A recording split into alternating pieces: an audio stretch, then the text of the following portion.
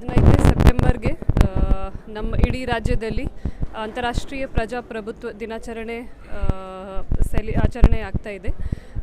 ಅದು ಬೀದರಿಂದ ಚಾಮರಾಜನಗರವರೆಗೂ ಮಾನವ್ ಸರಪಳಿ human chain ಅಂತ ಒಂದು ಫಾರ್ಮೇಷನ್ ಮಾಡ್ತಾರೆ.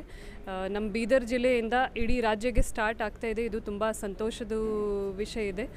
ನಮ್ಮ ಬೀದರ್ ಜಿಲ್ಲೆಯಲ್ಲಿ ಬೀದರ್ ಹೆಡ್ ಕ್ವಾರ್ಟರ್ ಬದಲಾಗಿ ಇಲ್ಲಿ ಬಸವ ಕಲ್ಯಾಣದಿಂದ ನಾವು ಸ್ಟಾರ್ಟ್ ಮಾಡಬೇಕು. English medium public school empowering bright future. Admissions are open.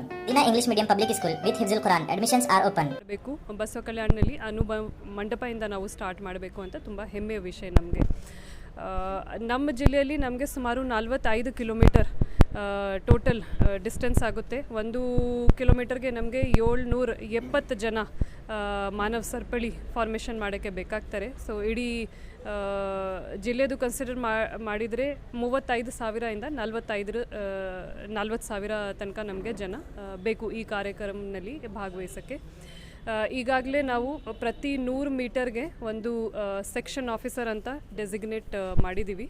ಪ್ರತಿ 1 ಕಿಲೋಮೀಟರ್ಗೆ ಏರಿಯಾ ಆಫೀಸರ್ ಅಂತ ಡೆಸಿಗ್ನೇಟ್ ಮಾಡಿದ್ದೀವಿ. ಪ್ರತಿ 3 ಕಿಲೋಮೀಟರ್ಗೆ ಒಬ್ಬ ಡಿಸ್ಟ್ರಿಕ್ಟ್ ಲೆವೆಲ್ ಜಿಲ್ಲೆ ಮಟ್ಟದ ಅಧಿಕಾರಿಗಳಿಗೂ ಕೂಡ ಸೂಪರ್ವಿಷನ್ ಮಾಡೋಕ್ಕೆ ಡೆಸಿಗ್ನೇಟ್ ಮಾಡಿದ್ದೀವಿ.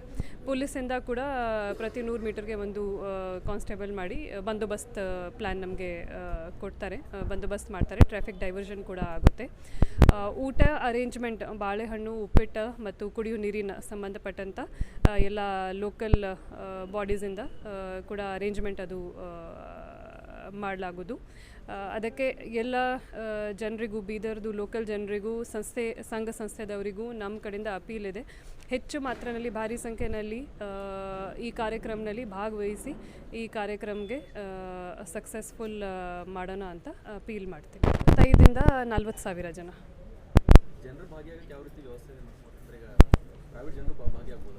ಪ್ರೈವೇಟ್ ಜನ ಆಗ್ಬೋದು, ಸಂಘ ಸಂಸ್ಥೆದವರು ಆಗ್ಬೋದು, ಸ್ಕೂಲ್ ಮಕ್ಕಳು ಆಗ್ಬೋದು, PUC ಮಕ್ಕಳು ಆಗ್ಬೋದು, ಡಿಗ್ರಿ ಕಾಲೇಜ್ ಮಕ್ಕಳು ಆಗ್ಬೋದು, ಯಾರು ಯಾಕೆಂದರೆ ಇದು ಅಂತಾರಾಷ್ಟ್ರೀಯ ಪ್ರಜಾಪ್ರಭುತ್ವ ದಿನಾಚರಣೆ ಇದೆ. ಪ್ರಜಾಪ್ರಭುತ್ವದಲ್ಲಿ ಬೇರೆ ಬೇರೆ ಎಲ್ಲ ಪಾರ್ಟಿಗಳಿಂದ ಕೂಡ ಎಲ್ಲರೂ ಭಾಗವಹಿಸಬೇಕಾಗುತ್ತೆ.